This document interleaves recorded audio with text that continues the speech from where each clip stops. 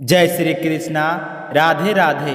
साल 2025 में आषाढ़ मास के कृष्ण पक्ष में आने वाली योगिनी एकादशी का व्रत 21 जून शनिवार को रखा जाएगा।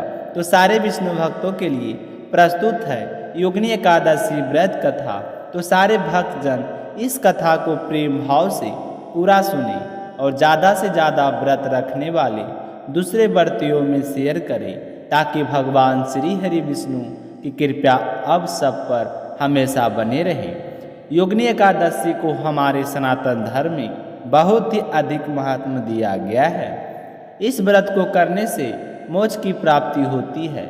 इस व्रत कथा को सुनने के लिए भगवान श्री हरि विष्णु की फोटो के समक्ष एक घी का दीपक जलाएं और पास में एक तांबे का कलश पानी से भरकर रख लें। उसके बाद विष्णु जी को पंचामृत का भोग लगाएं। पंचामृत में तुलसी दल जरूर शामिल करें, क्योंकि तुलसी दल के बिना भगवान श्री हरि विष्णु भोग स्वीकार नहीं करते हैं। और बाद में अपने जीवन की मंगल कामना करते हुए माथे में तिलक करके हाथ में चीनी या मिश्री के दाने लेकर कथा सुननी शुरू करनी चाहिए। कथा सुनने के बाद में 108 बार ओम नमो भगवते वासुदेवाय मंत्र का जाप करना चाहिए।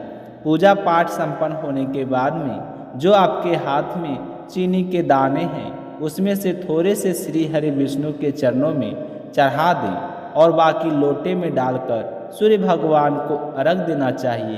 तो चलिए सुनते हैं योगिनी एकादशी व्रत कथा। कथा शुरू करने से पहले कमेंट बॉक्स में श्री हरि विष्णु के अनंत स्वरूपों की जय हो लिखना ना भूलें और शिला भक्ति चैनल को सब्सक्राइब करके इस वीडियो को ज़्यादा से ज़्यादा विष्णु भक्तों में शेयर करना। भगवान श्री हरि विष्णु आपकी सारी मनोकामनाएं पूर्ण करें। बोली गणेश जी भगवान की जय हो। बोली लक्ष्मीपति नारायण की जय हो। बोले तुलसी माता की जय हो। बोली गौ माता की जय हो। एक समय की बात है कि भगवान श्री हरि विष्णु का विवाह लक्ष्मी जी के साथ तय हो गया। विवाह की सारी तैयारियां जोरों शोरों से होने लगी। सभी देवी देवताओं को निमंत्रण पत्र भेजे गए, परंतु गणेश जी को निमंत्रण नहीं दिया गया। इस तरह निमंत्रण पत्र देते और शादी की तैयारियां करते करते शादी वाला दिन आ गया। व्रत जाने का समय हो गया।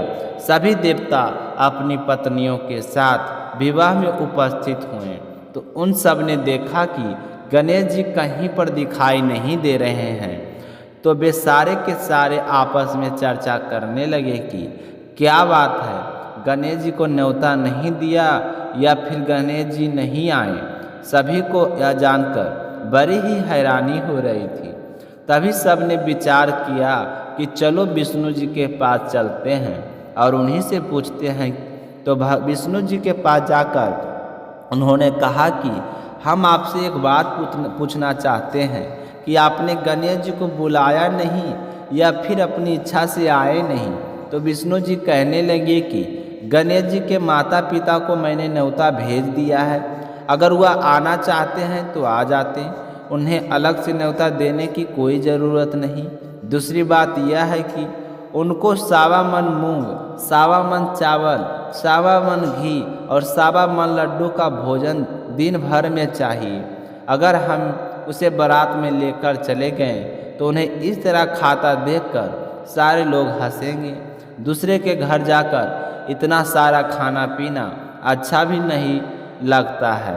इस तरह बर्ताव कर ही रहे थे तो किसी ने सुझाव दिया कि यदि गणेश जी आ जाएं तो क्या है, तो द्वारपाल बनाकर घर पर बैठा देना, कह देना कि तुम घर का ध्यान रखना, जिससे गणेश जी को यह नहीं लगेगा कि उन्हें बुलाया नहीं। तो विष्णु जी को यह बात पसंद आ गई और उन्होंने गणेश जी को न्योता भेज दिया। न्योता मिलते ही गणेश जी बड़े प्रसन्न हुए, सज धज कर वहाँ पर आ पहुँचे। तो विष्णु जी कहने लगे कि आप घर की रखवाली करना। घर की रखवाली के लिए कोई समझदार और जिम्मेदार होना चाहिए।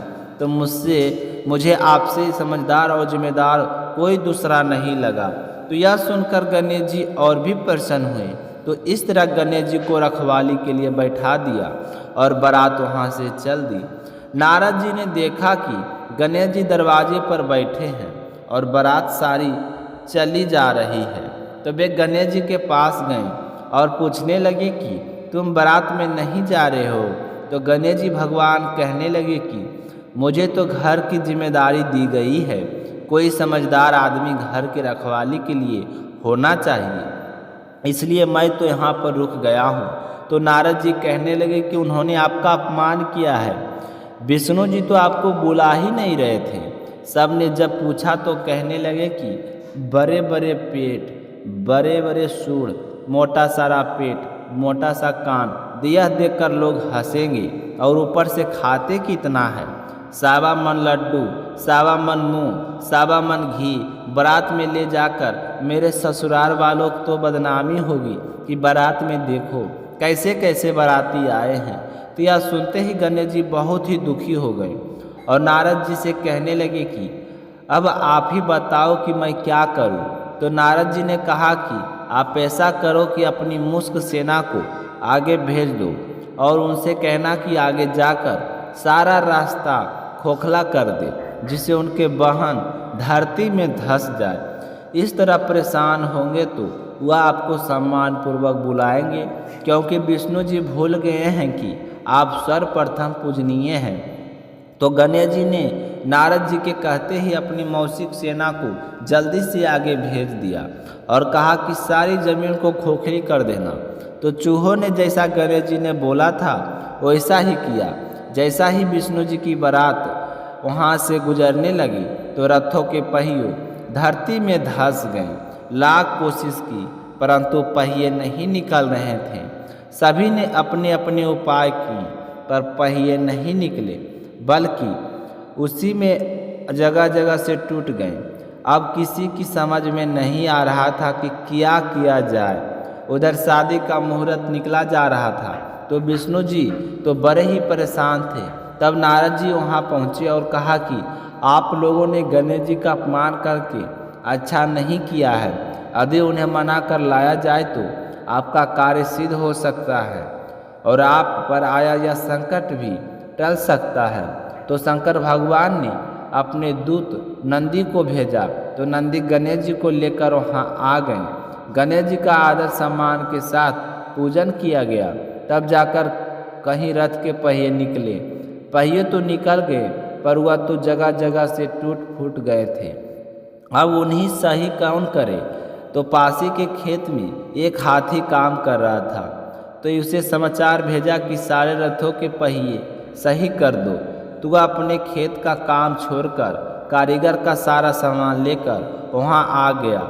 जैसे ही वह रथ के पास बैठा तो कहने लगा कि श्री गणेशाय नमः। ऐसा कहकर गणेश जी मन ही मन वंदना करने लगा और देखते ही देखते गणेश जी ने सभी पहियों को थोड़ी ही देर में ठीक कर दिया। तो यह देखकर नारद जी ने कहा कि मैं आपसे एक बात पूछना चाहता हूँ कि आपने श्री गणेशाय नमः क्यों कहा। हाथी कहने लगा कि हे देवताओं, आपने सर्वप्रथम गणेश जी का नहीं बनाया होगा और ना ही उनकी पूजा की होगी, इसलिए आप पर यह संकट आया। तो नारद जी विष्णु भगवान से कहने लगे कि हमने ही गणेश जी को सर्वप्रथम पूजनीय बनाया था और आज हम ही भूल गए, तो हमसे मूर्ख और अज्ञानी कौन हो सकता है। तो यह सुनते ही विष्णु भगवान गणेश जी से माफ़ी मांगते हैं और गणेश जी की पूजा करते हैं, उनका ध्यान करते हैं। फिर सारे मिलकर गणेश जी भगवान का जय जयकार लगाते हैं। तो यह सब देखकर गणेश जी बहुत ही प्रसन्न होते हैं और नारद जी भी गणेश जी की ओर देखकर मंद मंद मुस्कुराने लगते हैं और बारात वहाँ से चल पड़ती है। फिर भगवान विष्णु और लक्ष्मी जी का विवाह बड़ी ही धूमधाम से संपन्न होकर सकुशल सारे घर लौट आते हैं। इसलिए कोई भी व्रत पूजा पाठ हो, गणेश जी की भगवान को जरूर याद करना चाहिए। ज़्यादा समय नहीं है तो एक छोटी सी कहानी सुनकर ही शुभारंभ कर सकते हैं। बोलिए गणेश जी भगवान की जय हो। जय श्री कृष्णा। राधे राधे। आषाढ़ के कृष्ण पक्ष की एकादशी को योगिनी एकादशी के नाम से जाना जाता है। योगिनी एकादशी के दिन भगवान श्री नारायण की पूजा आराधना की जाती है। इस एकादशी का व्रत करने से समस्त पाप नष्ट हो जाते हैं और पीपल के वृक्ष को काटने जैसे पाप तक से मुक्ति मिल जाती है। इस व्रत के प्रभाव से किसी के दिए हुए श्राप का निवारण भी हो जाता है। यह एकादशी देह की समस्त आदि व्याधियों को नष्ट कर सुंदर रूप, गुण और यश देने वाली होती है। योगिनी एकादशी का व्रत करने से जीवन में समृद्धि और आनंद की प्राप्ति होती है। यह व्रत तीनों लोगों में प्रसिद्ध है। मान्यता है कि योगिनी एकादशी का व्रत करने से 88,000 ब्राह्मणों को भोजन कराने के बराबर पुण्य मिलता है। आइए जानते हैं आषाढ़ मास के कृष्ण पक्ष में पड़ने वाली एकादशी यानी योगिनी एकादशी की शुभ मुहूर्त के बारे में। आषाढ़ मास की कृष्ण पक्ष की एकादशी तिथि का प्रारंभ 21 जून को सुबह 7:18 पर होगा और एकादशी तिथि की समाप्ति 22 जून को सुबह 4:27 पर होगा। इस बार योगिनी एकादशी का व्रत 2 दिन पड़ रहा है। योगिनी एकादशी स्मार्ट मत के लिए 21 जून को है व योगिनी एकादशी वैष्णव मत के लिए 22 जून को है। 21 जून को सूर्योदय का समय सुबह 5:17 रहेगा और सूर्यास्त का समय 7:23 रहेगा। वहीं द्वादशी तिथि 23 जून को सुबह 1:21 तक समाप्त हो जाएगा। तो अब आइए जानते हैं एकादशी व्रत का प्रारंभ के शुभ मुहूर्त के बारे में। जो व्रती योगिनी एकादशी का व्रत 21 जून को रखेंगे उनके लिए एकादशी व्रत का पारण का शुभ मुहूर्त 22 जून को दोपहर 1:45 से दोपहर 4:34 तक रहेगा। आप सुबह में पारण नहीं कर सकेंगे क्योंकि सुबह में हरिवास रहेगा और एकादशी व्रत का नियम के अनुसार एकादशी व्रत का पारण हरिवासर में करना वर्जित होता है।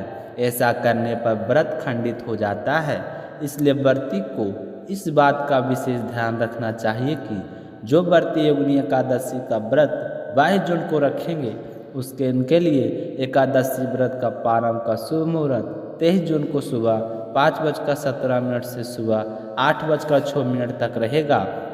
शास्त्रों के अनुसार एकादशी के दिन जो लोग उपवास करते हैं और सच्चे मन से विष्णु भगवान की पूजा करते हैं उनके जीवन में अच्छी सेहत और सुख समृद्धि प्राप्त होती है। इस दिन झूठ नहीं बोलना चाहिए, किसी की निंदा नहीं करनी चाहिए तथा मांस मदिरा का बिल्कुल भी सेवन नहीं करना चाहिए। एकादशी के दिन पेड़ के पत्तों को भी तोड़ना नहीं चाहिए।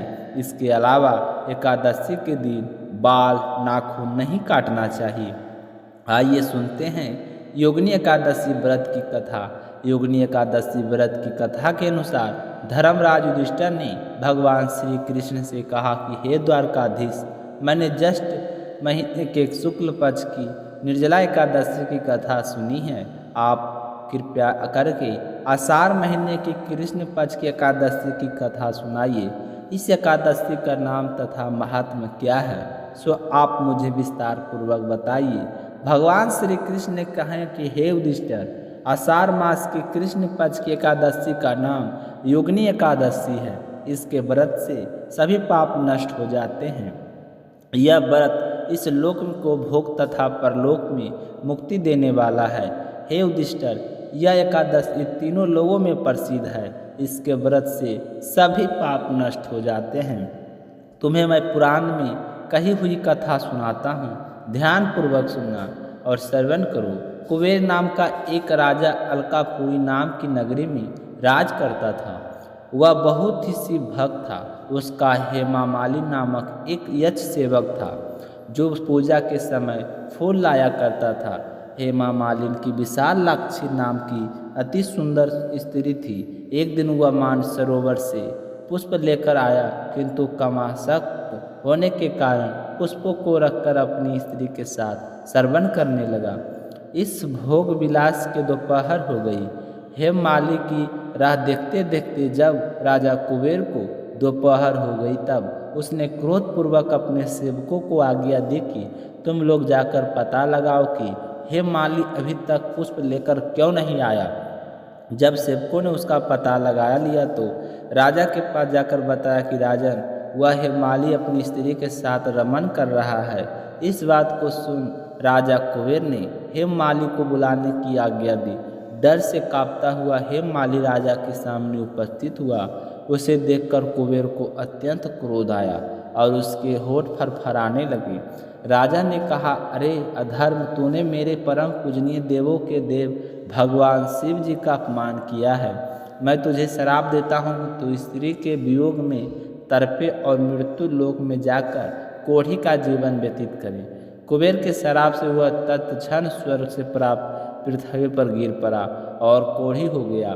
उसकी स्त्री भी उससे बिछड़ गई। मृत्यु लोक में आकर उसने अनेक भयंकर कष्ट भोगे, किंतु शिव की कृपा से उसकी बुद्धि मलिन ना हुई और उसे पूर्व जन्म की भी स्मृति बनी रही।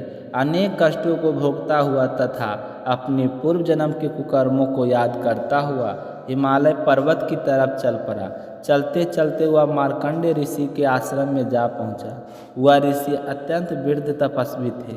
वह दूसरे ब्राह्मणों के समान प्रतीत हो रहे थे और उनका वह आश्रम ब्रह्मा की सभा के समान शोभा दे रहा था।